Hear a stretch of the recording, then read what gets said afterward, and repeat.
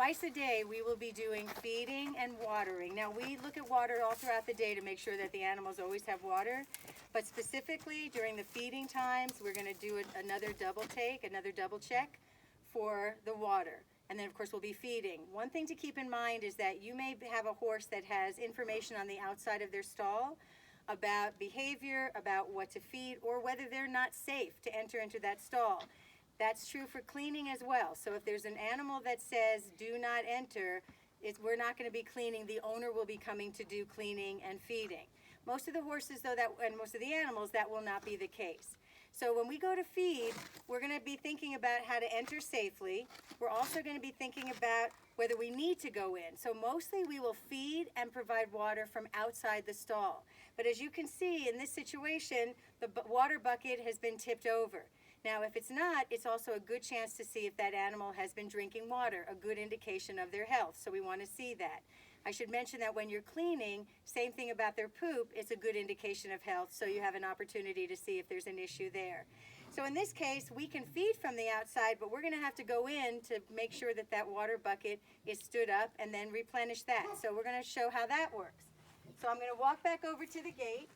Now when we do this, we're going to want to feed first so that the animal is not anxious, it's occupied. It will create, though, a little bit of a challenge. Let me get some hay here. And I'm going to provide some hay before I walk in. Okay, so I'm going to give some hay to that horse away from the gate so that I can get in, but we always feed toward the front. Now I'm going to enter the stall. Her head will be toward me, generally, which is great. Remember, I push away from me, so that's another safety feature. Again, it protects me from her. I am going to keep my back to the gate, my eyes on the horse. If I have a partner, the partner will be ready and will hold the gate ready to go.